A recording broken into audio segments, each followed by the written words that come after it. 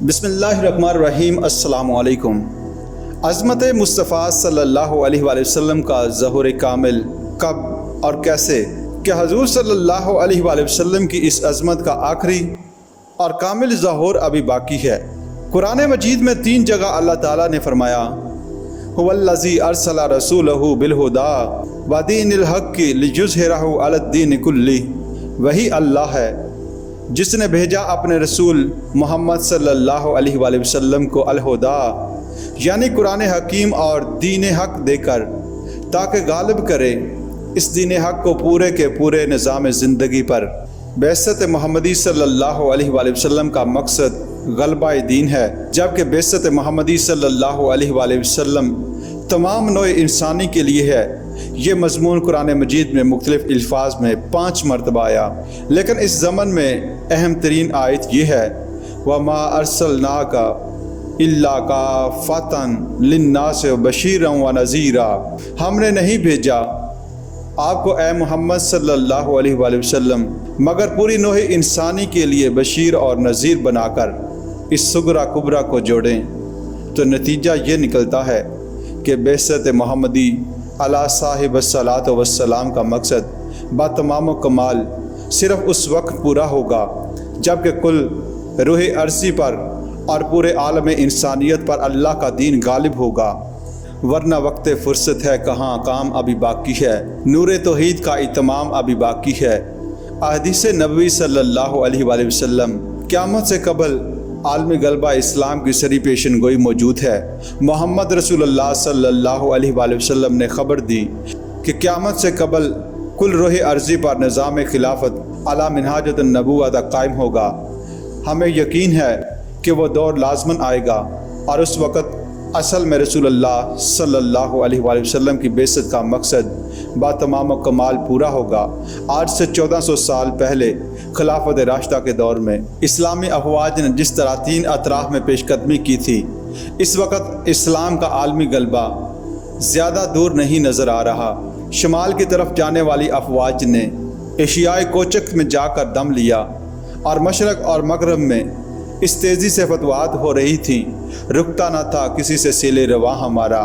کوئی طاقت ایسی نہیں تھی جو اس سیل رواں کو روک سکے، لیکن اس وقت اسلامی انقلاب کو اندرونی طور پر سبوتاژ کیا گیا۔ عبداللہ بن سبا ایک یہودی اسلام کا لبادہ اوڑھا اور اندرونی طور پر انتشار و خلفشار پیدا کر کے مسلمان کو مسلمان سے لڑا دیا۔ اسی خلفشار کے نتیجے میں حضرت عثمان رضی اللہ تعالیٰ عنہ کی شہادت کا سانیہ پیش آیا، اور اس کے بعد 4 برس تک مسلمانوں میں خانہ جنگی ہوتی رہی، جس میں 1 لاکھ مسلمان ایک دوسرے کی تلواروں اور نیزوں سے قتل ہوئے۔ اسلامی فتوحات کا سلسلہ رک گیا، لیکن اسلام کے عالمی غلبے کا یہ کام ہونا ہے جس کی خبر محمد رسول اللہ صلی اللہ علیہ وآلہ وسلم نے دی تھی، اور قارئین کے مطابق کہ وہ وقت اب دور نہیں ہے۔ ہمارے شاعر مشرق حکیم الامت اقبال جو بڑے دور اندیش تھے، جن کا اپنا دعویٰ ہے گاہ میری نگاہ تیز چیر گئی دل وجود، انہوں نے دل وجود کو چیر کر دیکھ لینے والی نگاہ سے مستقبل کے پردوں کو چیر کر دیکھا کہ کیا کچھ ہونے والا ہے، کیا کیف ہوگا، جبکہ جامعہ مسجد کرتبہ کے باہر بہنے والے دریا کے کنارے علامہ نے اپنا یہ وجدان پیش کیا آب روانے کبیر تیرے کنارے کو دیکھ رہا ہے کسی اور زمانے کا خواب، عالم نو ہے ابھی پردہ تقدیر میں، میری نگاہوں میں ہے اس کی سحر بے حجاب، پردہ اٹھا دوں اگر چہرہ افکار سے لا نہ سکے گا فرنگ میری نواؤں کی تاب۔ آسماں ہوگا سحر کے نور سے آئینہ پوش، اور ظلمت رات کی سیما پا ہو جائے گی، پھر دلوں کو یاد آ جائے گا پیغام سجود، پھر جبیں خاک حرم سے آشنا ہو جائے گی۔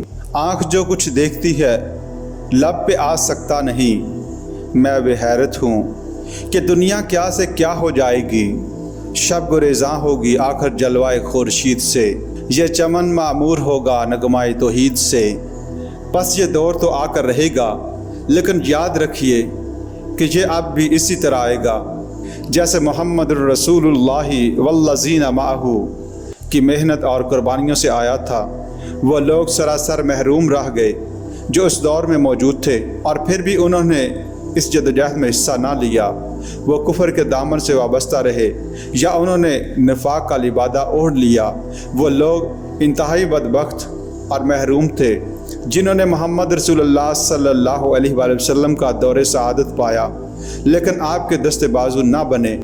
ان کے لیے روحانی طرف مقامات بلند اور جنت کے اعلیٰ درجات حاصل کرنے کے کس قدر مواقع تھے، لیکن وہ لوگ محروم رہ گئے۔ اور جنہوں نے محمد رسول اللہ والذین معہ اشداء علی الکفار رحماء بینہم والی روش اختیار کی، وہ کامیاب ہو گئے۔ اللہ کے رسول محمد صلی اللہ علیہ وآلہ وسلم اور وہ لوگ جو ان کے ساتھ ہیں کفار پر بہت سخت اور آپس میں رحیم ہیں، اور جنہوں نے کامیاب تجارت کا رستہ اختیار کیا اور سرخرو ہو گئے، جس کے بارے میں قرآن حکیم میں فرمایا گیا، اے لوگو جو ایمان لائے ہو، میں تمہاری رہنمائی کروں ایسی تجارت کی طرف جو تمہیں دردناک عذاب سے بچا دے۔ ایمان لاؤ اللہ اور اس کے رسول پر اور جہاد کرو اللہ کی راہ میں اپنے مالوں اور جانوں سے۔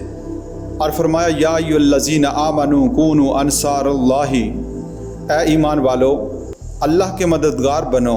اس کے بعد الفاظ آتے ہیں من انصاری الی اللہ، کون ہے میرے مددگار اللہ کے راستے میں؟ تو جان لیجئے کہ اسلام کا عالمی انقلاب پکار رہا ہے، اور من انصاری الی اللہ کی آواز ہم اپنے روحانی کانوں سے سن سکتے ہیں۔ علامہ اقبال نے حق و باطل کی آمیزش کے بارے میں کہا، حق و باطل کی جنگ ختم نہیں ہوئی بلکہ ایک نئی شان اور ایک نئی ہیبت کے ساتھ آنے والی ہے۔ بقول علامہ اقبال، دنیا کو ہے پھر مارکائے روح و بدن پیش، تہذیب نے پھر اپنے درندوں کو ابھارا، اللہ کو پامردی مومن پہ بھروسہ، ابلیس کو یورپ کی مشینوں کا سہارا۔ قرآن کے الفاظ میں باس شدید اور حدیث نبوی صلی اللہ علیہ وآلہ وسلم کے الفاظ میں الملحمۃ العظمیٰ عن قریب آنے والی ہے، یہ زیادہ دور نہیں۔ اس مورکہ حق و باطل کے لیے کونوا انصار اللہ کی پکار سنائی دے رہی ہے۔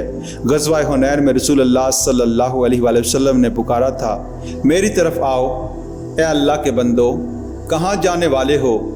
اے بدر میں ساتھ دینے والو اور حدیبیہ میں بیعت علی الموت کرنے والوں، میری طرف آؤ۔ آج بھی یہ پکار بالفعل موجود ہے۔ کون ہے کہ جو اس پکار پر لبیک کہے، جو اپنا تن من دھن اس کے لیے وقف کرنے کو تیار ہو؟ یہ ہے محمد رسول اللہ صلی اللہ علیہ وآلہ وسلم کے ساتھ ہمارے عملی تعلق، یہ حب رسول صلی اللہ علیہ وآلہ وسلم کا تقاضا ہے۔ عید میلاد کی محفلیں اور جلوس نکالنا حب رسول کا تقاضا نہیں ہے۔ حب رسول کا تقاضا یہ ہے کہ آپ صلی اللہ علیہ وآلہ وسلم کے مشن کی تکمیل کے لیے تن من دھن ایک کر دیا جائے۔ جب رسول اللہ صلی اللہ علیہ وآلہ وسلم کے تقاضے کو ابو بکر صدیق رضی اللہ تعالی عنہ نے سمجھا تھا، جنہوں نے اپنا سب کچھ نثار کر دیا، ایک وقت میں گھر میں جھاڑو پھیر کر سارا مال حضور صلی اللہ علیہ وآلہ وسلم کی خدمت میں پیش کر دیا، اور جب ان سے اس کے بارے میں پوچھا گیا تو فرمایا تھا کہ گھر میں اللہ اور اس کے رسول کا نام چھوڑ آیا ہوں۔ اللہ اور اس کے رسول صلی اللہ علیہ وآلہ وسلم سے محبت کرنے والے تو وہ تھے، محفل منعقد کر لینا، کھڑے ہو کر سلام پڑھ لینا یا جلوس نکال لینا حب رسول نہیں۔ حب رسول تو یہ ہے کہ خلافت علی منہاج النبوت کے قیام کی جدوجہد میں جان، مال اور وقت کھپا دیا جائے۔ اس زمن میں اسلام کا عالمی غلبہ اور نظام خلافت کا قیام ایک اٹل حقیقت ہے، اس میں کسی شک و شبہ کی گنجائش نہیں۔ ہاں، فرق صرف اس میں واقع ہوگا کہ کون درجات عالیہ کے اصول کے سنہری موقع سے فائدہ اٹھاتا ہے اور کون اپنے آپ کو محرومین کی فہرست میں رکھتا ہے۔